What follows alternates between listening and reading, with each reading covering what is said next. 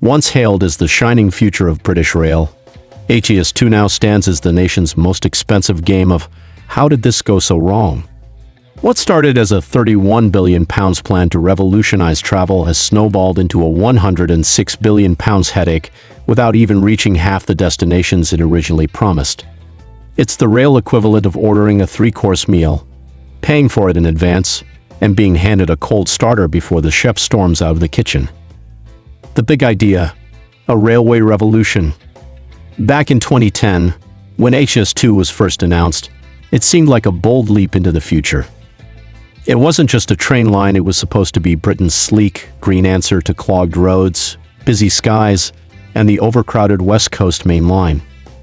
The goal was simple but ambitious: build a high-speed rail network connecting London to major cities like Birmingham, Manchester, and Leeds. The trains would zoom along at 360 km/h, reducing travel times and supercharging economic growth in regions long overshadowed by London. Think of it as a steel artery pumping life into the UK's northern economy. What could possibly go wrong? The price was right, until it wasn't. The initial budget stood at £31 billion. Deep? Sure. But many believe the benefits: economic decentralization, environmental progress, and faster commutes justified the price tag. Phase 1, stretching from London to Birmingham, was due to start construction in 2017 and begin operations in 2026. That deadline didn't hold. From the start, the project was ambitious, but the moment the diggers hit the dirt, things began to wobble. Buying up land and compensating homeowners cost more than expected. Redesigns to avoid politically sensitive areas pushed costs up again. Before long, the entire enterprise looked less like a sleek bullet train and more like a slow-motion car crash with invoices flying everywhere. Concrete dreams and tunnel trouble. Construction officially kicked off in 2017 with major works at Euston Station, the planned London terminus. The plan? Create a state-of-the-art transport hub. The result? A lot of very expensive holes in the ground. Further north, the Colne Valley Viaduct was pitched as a marvel of engineering, a 3.4-kilometer-long bridge spanning lakes and wetlands. It sounded glorious on paper. In reality, engineers had to wrestle with logistical nightmares and ground conditions more unpredictable than British weather. Tunnels, too, proved troublesome. The Chiltern Tunnel, a 16-kilometer monster, required massive tunnel boring machines named Florence and Cecilia to munch their way underground. These robotic beasts worked around the clock, laying precast concrete segments like giant earthworms on steroids.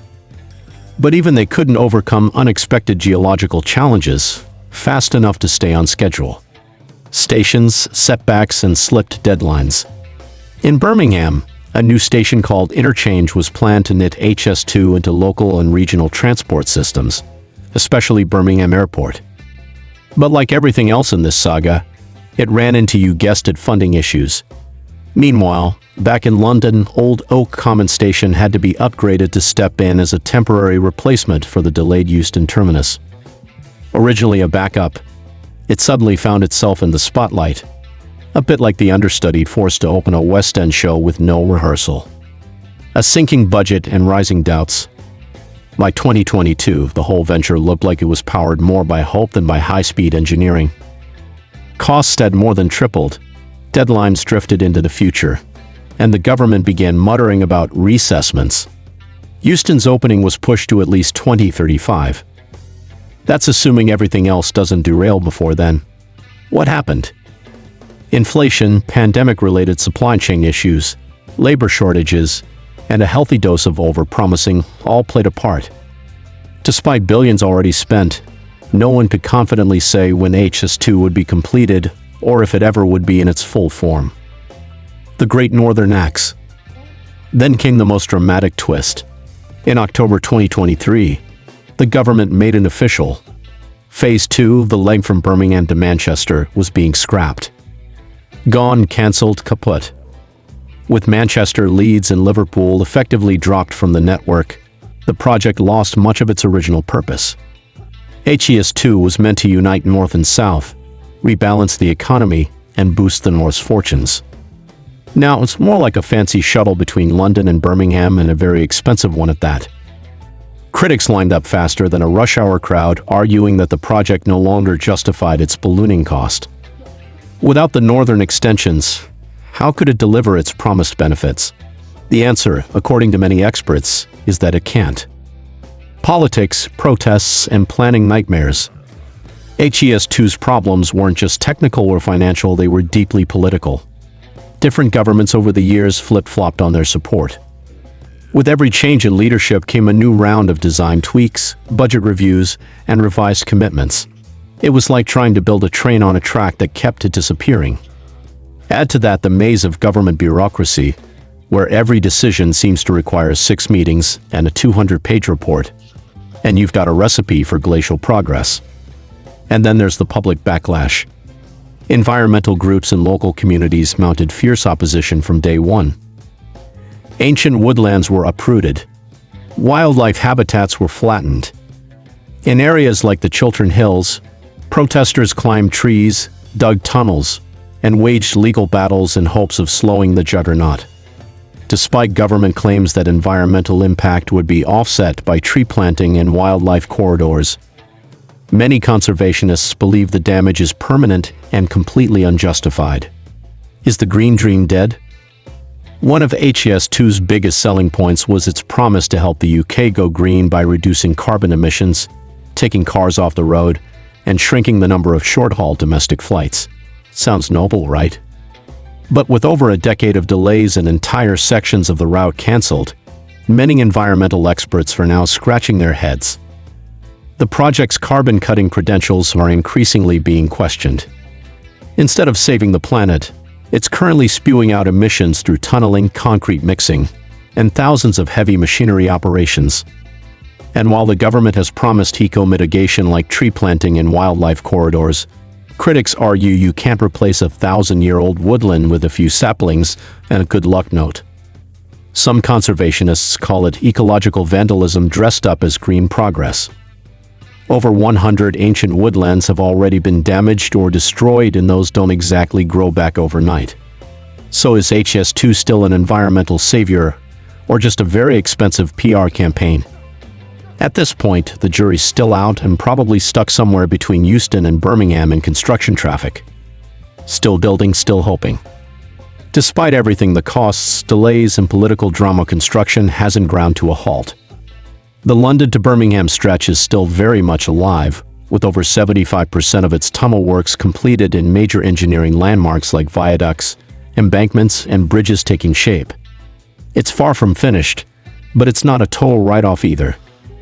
The government continues to back this portion of the project, at least for now, and has vowed to fund the remaining tunnel to Euston, pushing forward despite public skepticism. Around 31,000 jobs have been created along the way, with over 3,400 UK businesses contributing to the supply chain, providing a silver lining in the form of economic activity, even if no passengers are boarding yet. However, there's still a big catch. Until Euston is complete, passengers will have to disembark at Old Oak Common and switch to the Elizabeth line to reach central London. That means the grand, seamless, high-speed travel experience promised in 2010 has now morphed into a mildly inconvenient shuffle across platforms. It's progress, yes, but it's progress with a footnote, asterisks, and more than a hint of compromise. Reset or retreat. In a final twist, the government announced a full reset of the HES2 project. The plan: establish a new cost baseline, a revised schedule, and most importantly, restore public and political confidence. It's a tall order considering that confidence was last seen boarding a train to nowhere sometime in 2019. Supporters argue that scrapping the project now would waste the billions already spent and leave a half-finished rail system as a monument to national indecision. Others say it's better to cut losses than to keep throwing good money after bad. Whatever the outcome, one thing is clear: HES2 has become the poster child for how not to build a mega project. Too much optimism, too little accountability, and way too many detours, both literal and metaphorical. If you enjoyed this deep dive into Britain's billion-pound train wreck, don't leave the station just yet. Hit that like button like it's a fast train actually arriving on time. Subscribe for more mega project madness, and ring the bell so you don't miss a single derailment. Got thoughts on HES2? Drop them in the comments. We're all ears, just like a parliamentary hearing. Until next time, keep your travel dreams high speed and your expectations cautiously optimistic.